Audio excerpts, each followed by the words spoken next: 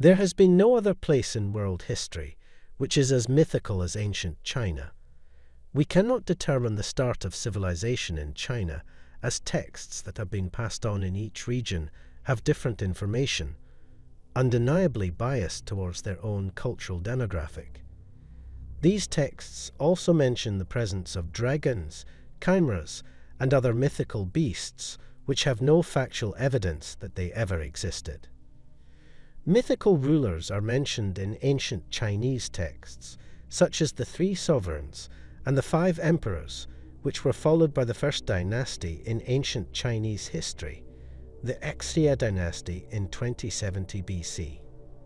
Although mentioned in the oldest Chinese texts, there are no contemporary records of the Xia.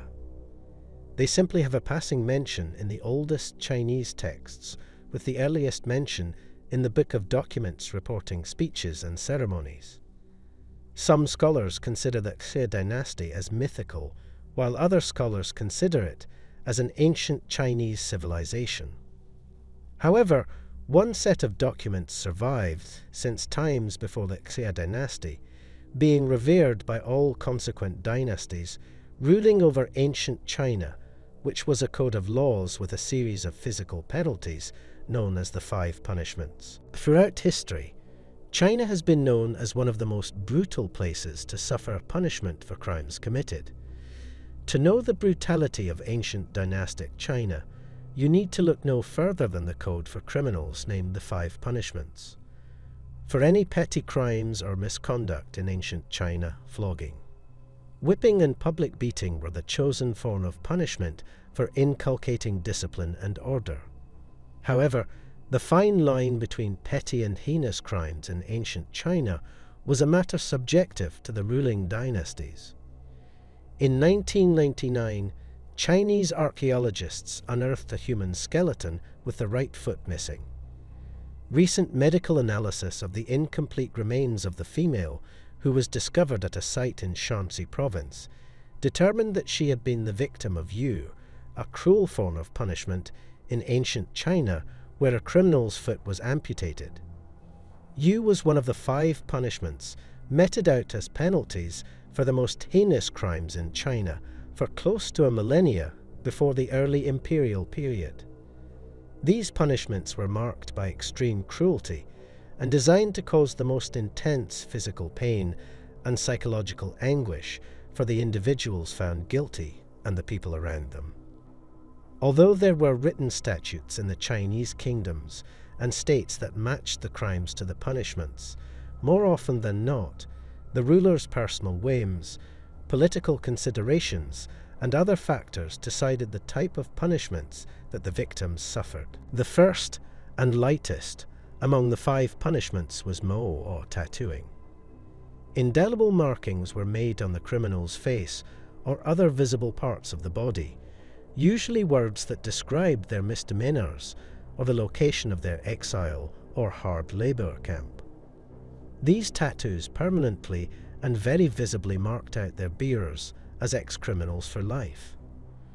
This was considered as a particularly cruel social punishment, as the society in ancient China considered any person with markings on their skin as a being lower than humans and led to indirect ostracization. The second punishment was yi, or cutting off the criminal's nose. Like tattooing, it left the victim scarred for life. But because blades and bloodletting were involved, cutting the criminal's nose and the next 2 penalties often resulted in death because of attendant infections and incapable personnel for stopping the criminal's bleeding. Next up the scale was yu. There were variations in the punishment in different periods, where the choice of the foot removed depended on the severity of the crimes committed. Amputation of the right foot for very serious crimes, and the left for lighter offences. It would seem that the woman, who was determined to be in her early 30s when she died, had committed the former. The 4th punishment was gong, the permanent removal of a person's reproductive function. This was the punishment of choice for the crime of adultery. Male victims of this punishment were castrated and turned into eunuchs sent for guarding women's quarters. Gong punishments for female involved either pounding the women's abdomen with a stout stick to induce some kind of damage to the womb, or the use of a wooden sharp-cut angular log mounted in the shape of a donkey on top of which the female criminal would have to sit for hours, effectively causing her organs to pain severely at the slightest movements hereafter. The last of the 5 punishments was depai, or death. However, there were different varieties of deaths based on the whims of the officials, from simple strangulation or decapitation to boiling or grilling a person alive, and making literal mincemeat of a person's flesh and salting it. Northern parts of China record evidence of specialists being hired to flay or skin the criminals alive and remove the entire layer of skin, leaving a mass of flesh behind to bleed out. The cruelty was deliberate and designed to cause maximum pain to the victims and their families, as well as to shock and deter others from committing similar crimes. Thankfully, by the early Han period in the early 2nd century BC, Chinese society had evolved to a point where rulers saw fit to replace the barbaric punishments with the new 5 punishments, which evolved over the centuries. They were whipping, flogging, hard labor, exile, and capital punishment. Death was still the ultimate price to pay, but gone were the cruel and unusual ways to die. Han law clearly dictated the 5 different types of punishments as per the severity of the crimes committed. The first 2 types involved thrashing the criminal with a thin bamboo rod. Criminals were thrashed on the thighs and buttocks. The next category was penal punishment that ranged from 1 to 3 years. The 4th punishment was exile. Criminals were sent up to 1,000 miles away and forced to work. This could happen if you married someone who was not Chinese.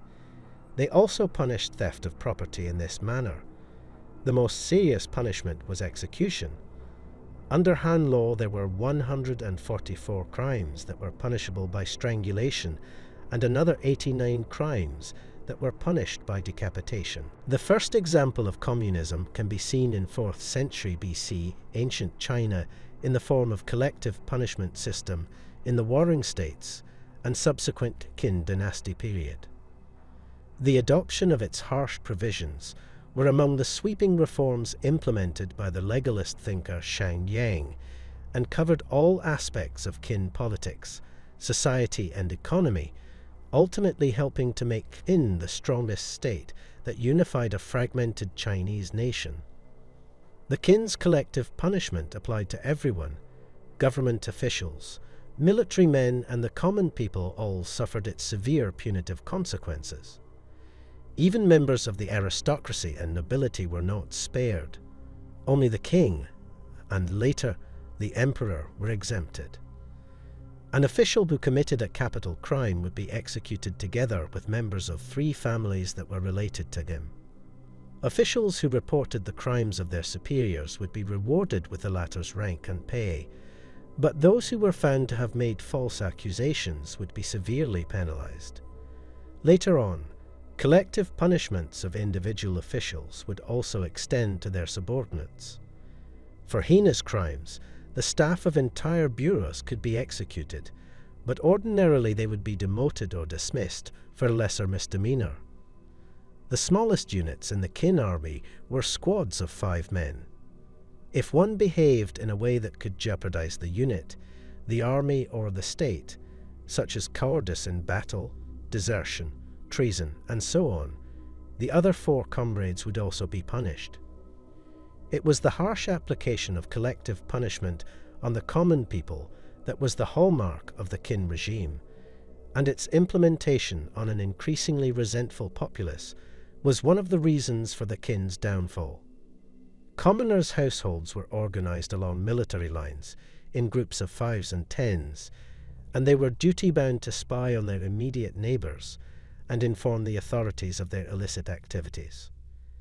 If they failed to report their criminal neighbors, or when no one in the neighborhood confessed to a crime committed, then all were assumed to be complicit and punished together. The principle of joint familial culpability was also applied to the common people. However, If one family member ratted on another, the former would be pardoned if the latter was found guilty.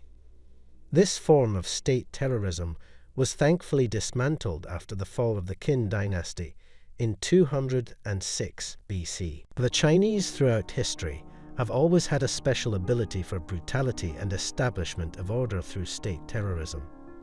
Even though China is now a powerful economy, is it a dictatorship upholding the values of communism, or is it another repeat of the Qin dynasty?